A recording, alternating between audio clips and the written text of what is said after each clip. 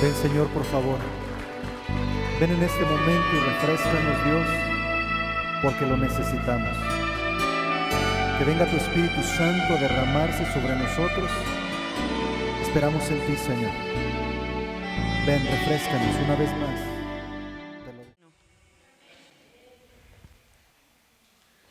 Así que demos la gloria al Señor en todo momento, en todo tiempo, porque Él es bueno, porque Él la merece. Él merece recibir la gloria y toda honra la merece recibir. Así que quiero invitarte que me acompañes, por favor, allí. Muchos se han de saber estos versículos. Se encuentra en Salmo 91. Libro de los Salmos, en el capítulo 91. Yo sé que varios de ustedes se saben estos textos bíblicos, pero vamos a observar un poquito qué es lo que dice. Cuando lo tengan pueden glorificar al Señor. Amén.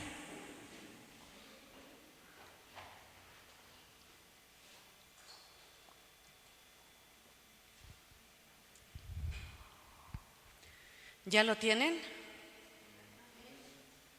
Vamos a ver qué dice aquí la palabra del Señor. Dice: el que habita al abrigo del Altísimo morará bajo la sombra del Omnipotente. Dice el que habita al abrigo del Altísimo.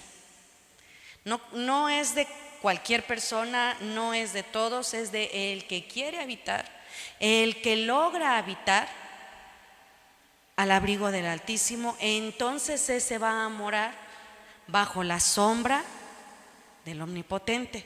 Y el que tenga la sombra es como cuando usted va, hace mucho calor y usted ve un árbol lleno de sombra, un árbol que es codiciable porque hace mucho calor y usted decide irse a refugiar ahí.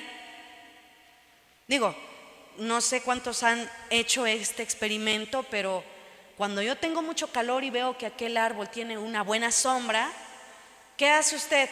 ¿No corre debajo del árbol? ¿Y para qué corre?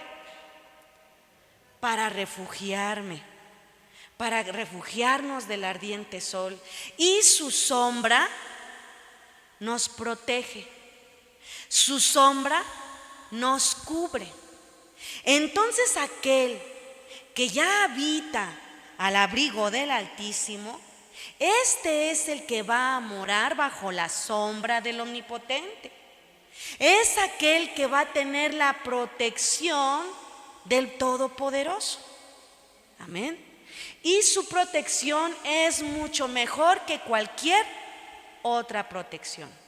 Usted puede a lo mejor contratar algunos guaruras para que le resguarden, porque es usted una persona que tiene, pues a lo mejor no mucho dinero, pero dice: mejor mi guarura. ¿Cuánto podrá usted pagar por algunos guaruras? ¿Qué sería mejor? ¿Pagarle a los guaruras o tener la sombra o tener la protección del Todopoderoso? Porque tener su protección es muchísimo mejor. Y además es gratis, hermano. Pero esto es para aquel que desea habitar y morar bajo su sombra. Y morar bajo su sombra pues va a tener ciertas requisitos que nos va a demandar el Señor para que entonces pueda protegernos. Porque eso es lo que quiere el Señor: protegernos de todo mal, protegernos de todo peligro, protegernos del ardiente sol. Pero también desea que nosotros, que habitamos bajo su sombra, vivamos conforme a su palabra. Entonces nos protegerá de todo mal. Y entonces, cuando esto suceda, aquel que habita bajo la sombra del Señor va a decir esta palabra: diré yo a Jehová, esperanza mía y castillo mío, mi Dios, ¿en quién confiaré? Tendremos la seguridad de que, como ya sabemos que Él nos va a proteger, como sabemos que Él nos va a guardar de todo peligro, como sabemos que su protección está con nosotros, tenemos la esperanza. a pesar de lo que pueda suceder o de lo que podamos pasar. Dice el verso 3: Él te librará del lazo del cazador y de la peste destructora.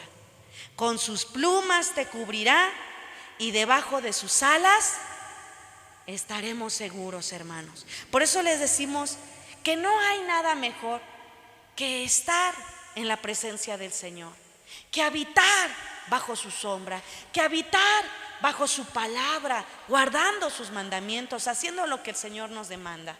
Esto es mejor, porque entonces Él nos va a cubrir y nos va a proteger. Y ni siquiera tendrás necesidad de portar un arma, no tendrás necesidad de hacer algo extra, ni siquiera de defenderte a ti mismo, porque el Señor mismo será nuestra defensa. Amén. Vamos a ver dos casos en los cuales veremos a dos hombres en situaciones distintas, pero vamos a ver cómo el Señor les ha dado la victoria, cómo el Señor, a pesar de lo que pasaron, les ayudó. El primer caso se encuentra en el primer libro de Samuel, capítulo 24. Primer libro de Samuel, capítulo 24. Y aquí vamos a platicar un poco acerca del rey David. Cómo el rey David tuvo algunos problemas antes de que fuera rey, porque aquí estamos hablando de David antes de que fuese rey. No sé cuántos de ustedes se sepan esta historia bíblica, pero se acordará que dice la escritura que Saúl estaba viendo quién podía pelear contra aquel gigante llamado Goliat. Entonces a David le entró el celo por el Señor y dijo: ¿cómo es posible que nadie salga a la batalla? Yo iré y pelearé contra aquel gigante. Y tenía todas las esperanzas y sabía de que el Señor nuestro Dios le iba a ayudar en esta batalla. Se dio la batalla, usted sabe, salió David. ¿Y quién tuvo la victoria? David, porque el Señor estaba con él y David pudo pelear contra aquel gigante llamado Goliat. Después de esto, salían en cada batalla que tenían, salía David a cada batalla. Pero entonces el rey Saúl escuchó las voces de las cantoras que empezaban a danzar y a cantar. Saúl mató a 1000 y David a sus 10,000. Saúl tuvo celos de David y dijo: ¿cómo es posible? A mí me dieron 1000 y a David le dieron 10,000. Y entonces tuvo celos de David, y esta fue la razón por la que empezó a tener un conflicto contra él, y tuvo celos. Y más porque cada batalla que salía, David siempre tenía una victoria, y por eso los cantos. Sin embargo, llegó el momento en el que estos celos eran tan grandes que Saúl quiso matar a David, y lo quiso matar y aprovechaba cada momento, ¿verdad?, que tenía David para poderlo matar. Pero David siempre huía de Saúl. Hubo un día en el que David, huyendo de Saúl, se encontraba por allá, porque él era muy amigo de Jonatán, el hijo de Saúl, y le dijo: mejor vete, porque mi padre sí procura matarte. Cuando David estaba allá en el destierro, cuando estaba procurando su vida, y Saúl lo perseguía para matarle. Dice ahí en el capítulo 24, ¿está usted ahí? Cuando Saúl volvió de perseguir a los filisteos, le dieron aviso diciendo: he aquí David está en el desierto de Engadi. Y Saúl tomó 3,000 hombres escogidos de todo Israel. Fue en busca de David y de sus hombres por las cumbres de los peñascos, de las cabras monteses. Y cuando llegó a un redil de ovejas en el camino, donde había una cueva, entró Saúl en ella para cubrir sus pies. Y David y sus hombres estaban sentados en los rincones de la cueva. Entonces los hombres de David le dijeron: he aquí el día de que te dijo Jehová: he aquí que entrego a tu enemigo en tu mano, y harás como él te pareciere, como te pareciere. Y se levantó David y calladamente cortó la orilla del manto de Saúl. Después de esto se turbó el corazón de David, porque había cortado la orilla del manto de Saúl.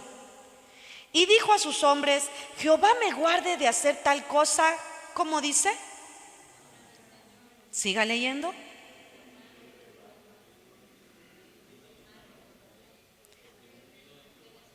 Porque él es el ungido de Jehová. A pesar de todo, a pesar de que Saúl ya había procurado matar a David en muchas ocasiones y le había hecho mal, a lo mejor ya hasta le caía mal a David, ¿verdad? Que siempre procuraba matarle, que iba detrás de él, que perseguía su vida. A pesar de todo eso, David tuvo la oportunidad en sus manos de poderse levantar contra el rey y matarle, pero no lo hizo por una razón. ¿Cuál era la razón? Porque no era cualquier persona. Porque Saúl, a pesar de sus errores, a pesar de que fuese el rey o de que fuese el líder, era un ungido. Y esa es la razón por la que David se guardó y dijo: Jehová me guarde, Dios me guarde de que yo levante mi mano contra el ungido de Jehová. Entonces, así reprimió David a sus hombres con palabras y no les permitió que se levantasen contra Saúl. Y Saúl, saliendo de la cueva, siguió su camino. También David se levantó después y, saliendo de la cueva, dio voces detrás de Saúl diciendo: mi señor el rey. Y cuando Saúl miró hacia atrás, David inclinó su rostro a tierra e hizo reverencia. Y dijo David a Saúl: ¿por qué oyes las palabras de los que dicen: mira que David procura tu mal? O sea, que había gente que iba y le chismeaba a Saúl. Había gente que le decía: mira, David está diciendo esto de mí, de ti. David está procurando tu mal. Y por eso David se atreve a decirle: ¿por qué escuchas esas voces? He aquí, han visto hoy tus ojos cómo Jehová te ha puesto hoy en mis manos en la cueva, y me dijeron que te matase. Pero, ¿qué dice? Pero te perdoné, porque dije: no extenderé mi mano contra mi Señor, porque no es cualquier persona, es un ungido, es el ungido de Jehová. Y mira, Padre mío, mira la orilla de tu manto en mi mano, porque yo corté la orilla de tu manto y no te maté.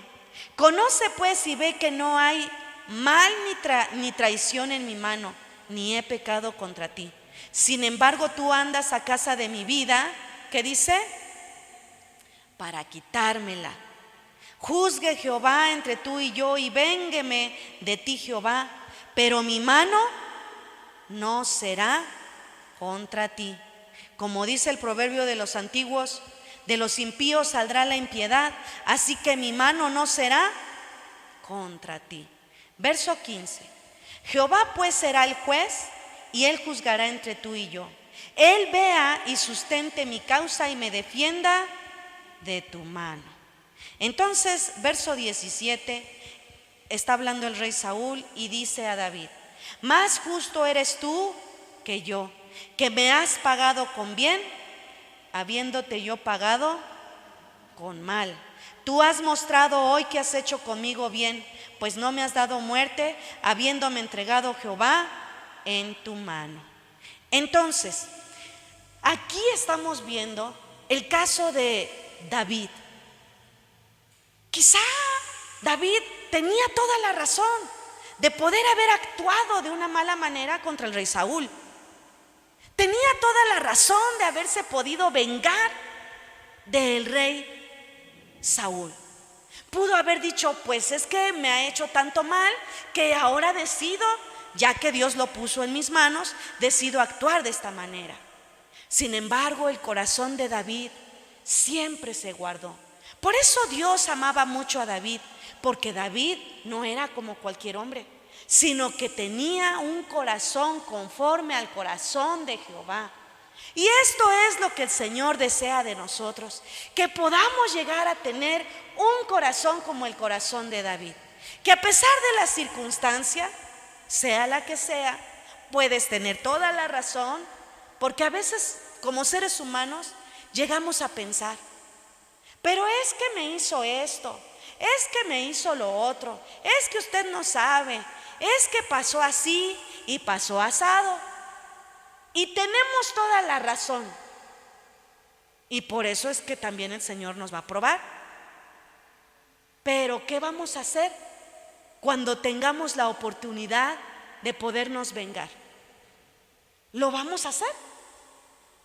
No, porque Dios quiere que tengamos un corazón como el de Él, conforme al suyo. Entonces, aquí están algunos puntos importantes. Habrán ocasiones cuando vamos a tener todas las posibilidades de pagarle a alguien mal, a alguien que nos ha hecho mal, pero no podemos hacerlo, o no debemos hacerlo, mejor dicho. Y habrá una diferencia grande entre el justo y el injusto. Y la diferencia es que el justo va a decidir siempre dejarle la venganza a Dios y el pago al Señor, porque Él es el que va a dar el pago. No nosotros. Nosotros no tenemos que hacer nada. Pero ¿qué pasaría si nosotros decidimos tomar acciones por nuestra propia mano? Pues como yo puedo hacerlo, que sí podemos, todos podemos hacerlo. Pero si tú te defiendes, entonces ¿dónde está aquel que te va a proteger? ¿Cuál será la acción y la protección del Altísimo? ¿Cómo vas a dejar tú que el Señor te proteja si tú vas a decidirte dar el pago por tu propia mano? Si nosotros decidimos vengarnos por nosotros mismos, Dios ya no te va a proteger, porque no vas a tener la necesidad de que alguien te proteja, porque tú puedes protegerte solo, ¿no? Pero si tú decides que el Señor lo haga, lo que tenemos que hacer es quedarnos en silencio. Lo que tenemos que hacer es no dar paso a nuestra mano o a nuestra propia venganza, porque el Señor lo dará. Y por eso David dice: juzgue Jehová entre tú y yo, y Él sea el que te dé el pago, porque yo te he hecho bien. Y hasta hoy, aunque tuve la oportunidad de hacerte un mal, no lo hice. No lo hice porque reaccioné a tiempo. No lo hice porque este es mi corazón, el corazón de un justo. Y Dios desea y anhela que nosotros seamos justos, tal como lo hizo David. Este es el primer caso. Bien, allí en la carta a los Romanos, en el capítulo 12,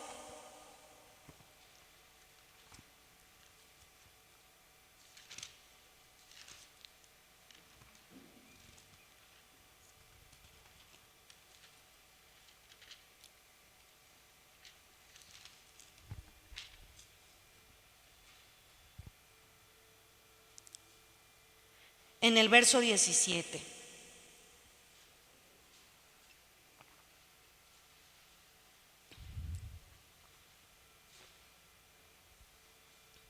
¿Ya lo tiene? No paguéis a nadie mal por mal. Esto quiere decir que alguien nos hizo mal, pero el Señor dice que no debemos actuar de la misma manera. Esto es una acción de justos, que aunque nos hayan pagado mal, no debemos pagar con la misma moneda. No paguéis a nadie mal por mal. Procurad lo bueno delante de todos los hombres. Si es posible, en cuanto dependa de vosotros, ¿qué dice? Estad en paz con todos los hombres. No os venguéis vosotros mismos, amados míos, sino dejad lugar a la ira de Dios, porque escrito está, ¿qué dice? Mía es la venganza, yo pagaré, dice el Señor. Así que si tu enemigo tuviere hambre, ¿qué dice? Dale de comer. Si tuviere sed, dale de beber. Pues haciendo esto, ascuas de fuego amontonarás sobre su cabeza. Ahora usted no vaya a decir, ay, pues como la palabra del Señor dice así, pues entonces para que se le amontone todo. Tampoco tenemos que hacerlo con ese corazón. Tenemos que hacer las cosas de la mejor intención, sin malas intenciones siempre. No seas vencido de lo malo, sino vence con el bien el mal. Y esto es algo difícil. Parece que el Señor nos pide cosas complicadas. Parece que el Señor no sabe que yo soy un ser humano y que ¿cómo me puede pedir eso el Señor? Pero el Señor nos pide cualquier cosa que sabe que podemos hacerlo. No nos va a pedir algo que Él sabe que no lo podemos hacer. Y siempre que tengamos alguna situación o alguna circunstancia difícil, vamos a llegar hasta donde Él sabe que puedes llegar. Si tu circunstancia, si tu prueba, si tu lucha es muy difícil y muy complicada, pero la estás viviendo, es porque Dios sabe que puedes, que podemos enfrentar esa situación, que lo único que tenemos que hacer es morar bajo su sombra, es morar bajo sus alas, para que dependamos del Señor y entonces veamos cómo actúa nuestro Dios, cómo actúa nuestra protección. Y si sabes tú, si tú estás pasando esa situación, tienes que tener la esperanza de poder decir el Señor, y diré yo a Jehová, esperanza mía, castillo mío, mi Dios en quien confiaré. Entonces yo me tomo de la mano del Señor y yo sé que esta prueba la voy a pasar, sé que esta dificultad la voy a pasar, sé que esto que estoy pasando lo voy a lograr porque el Señor está conmigo, porque entonces he decidido habitar, he decidido morar, he decidido vivir conforme lo que el Señor dice. He decidido hacer sus mandamientos, por eso sé que ahora puedo decir estas palabras con toda certeza. Y esto es lo que el Señor quiere en nosotros. Bien, vamos a ver la siguiente situación, y esta se encuentra en Lucas 10:25.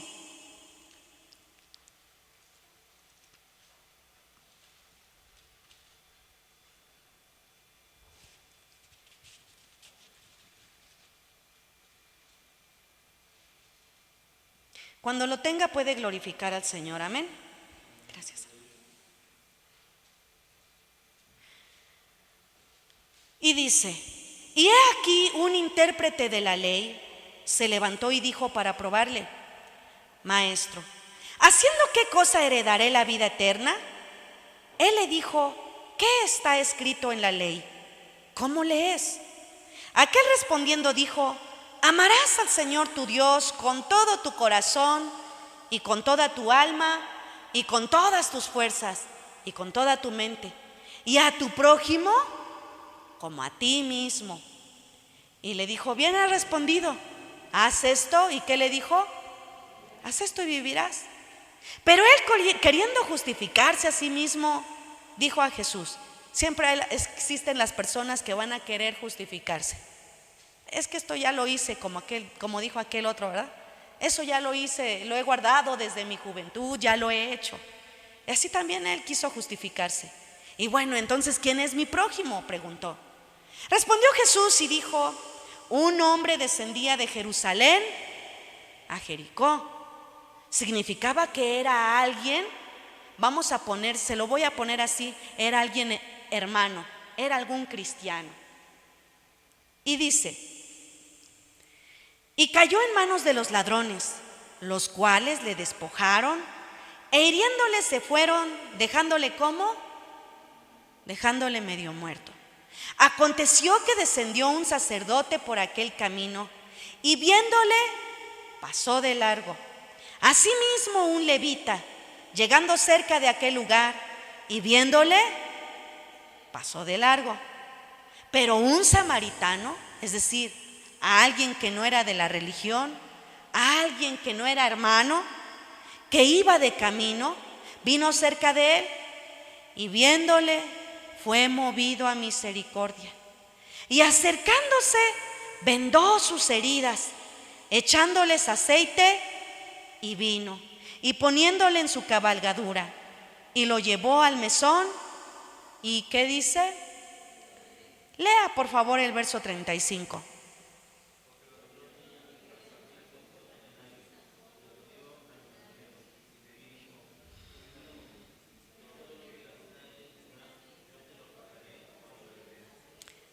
Yo te lo pagaré cuando regrese. Entonces, aquí en esta lectura, en esta situación que está viviendo aquel hombre que fue tomado por manos de los ladrones, primero vamos a ver, oye, como lo mencioné, a lo mejor era un hermano porque descendía de Jerusalén, fue a adorar a Dios y descendía de Jerusalén y iba camino a su casa, supongamos, iba camino a Jericó. No dice que era su casa, pero iba camino a Jericó, había ido a adorar a Dios, si lo ponemos de esta manera. Significa que nosotros, amados hermanos, siempre vamos a llegar a tener momentos en los que vamos a padecer por causa de la gente pecadora. Hablando de los ladrones, van a haber momentos en los que vamos a padecer por causa de esta gente. Y vamos a padecer tan feo o tan cruel, que como así dejaron a aquel hombre medio muerto. No sé cuántos de ustedes han sufrido una situación como esta con algunos ladrones. Sabemos que no es nada fácil y es muy complicado. Sin embargo, sí le hago mención de que siempre vamos a llegar a tener o a pasar momentos difíciles como en esta ocasión, a padecer por causa de manos de los pecadores. Pero quiero decirte que siempre Dios, porque su protección está con nosotros, nos va a dejar que quizá nos pueda pasar, pero siempre va a llegar el Señor, siempre va a llegar el Espíritu Santo y nos va a llegar a consolar y nos va a llegar a levantar y nos va a dar lo que necesitamos, tal como el aceite y el vino. Y nos va a restaurar y va a curar nuestras heridas y nos va a vendar, nos va a consolar. ¿Qué es mejor? ¿Tener todo esto de parte del Señor? Porque el Señor siempre está al pendiente de nosotros. Y a pesar de que nos permita que padezcamos en ciertas ocasiones, no nos va a dejar solos.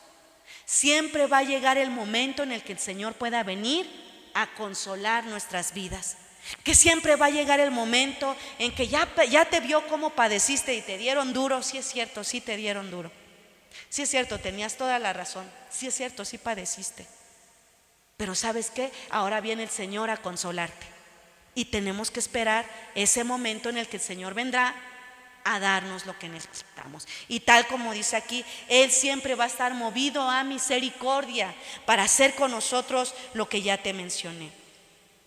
Entonces, me gustaría ir a esta última cita bíblica y en la primera carta de Pedro, en el capítulo 3.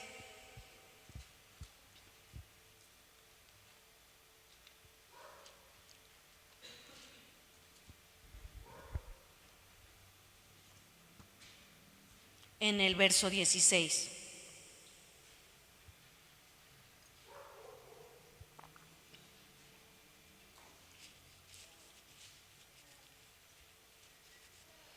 Teniendo buena conciencia para que en lo que murmuran de vosotros como de malhechores, sean avergonzados los que calumnian vuestra buena conducta en Cristo. Porque mejor es, que dice, que padezcamos. No dice que no padezcamos, dice que padezcáis haciendo el bien. ¿Sí dice así?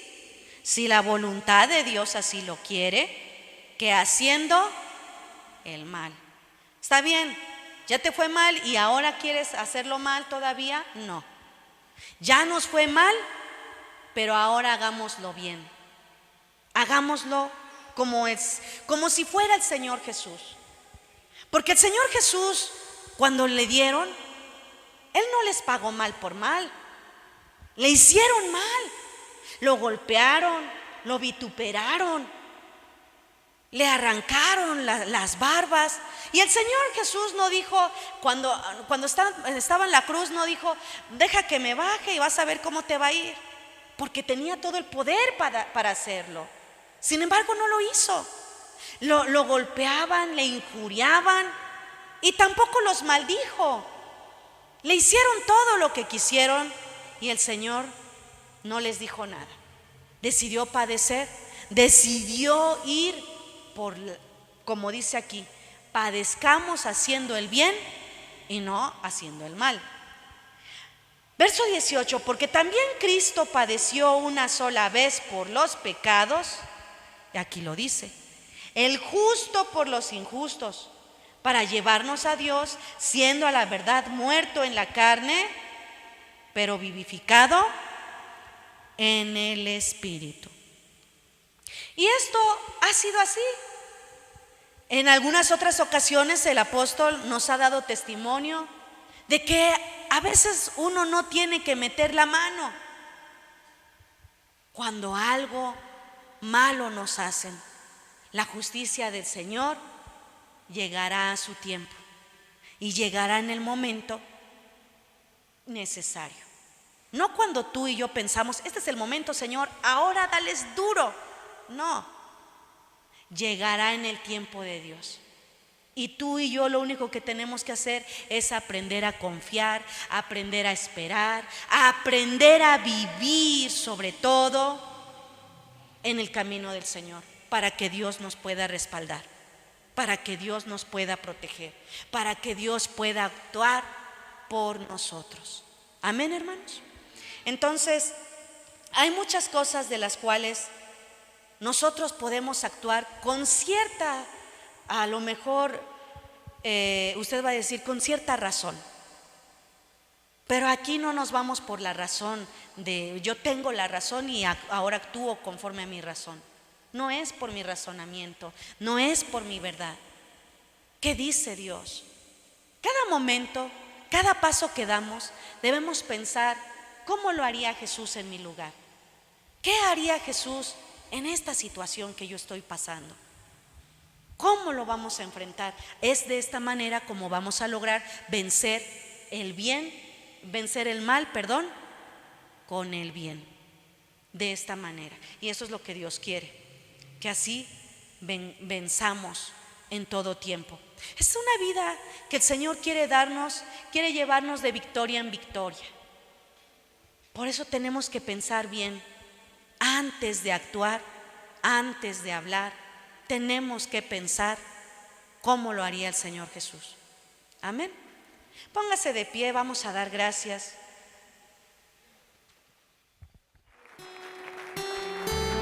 Ven, Señor, por favor. Ven en este momento y refréscanos, Dios, porque lo necesitamos. Que venga tu Espíritu Santo a derramarse sobre nosotros. Esperamos en ti, Señor. Ven, refréscanos una vez más. Te lo decimos, Señor.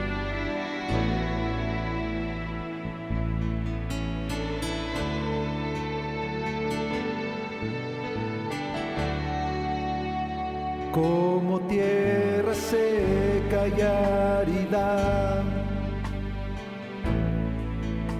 mi alma tiene sed de ti.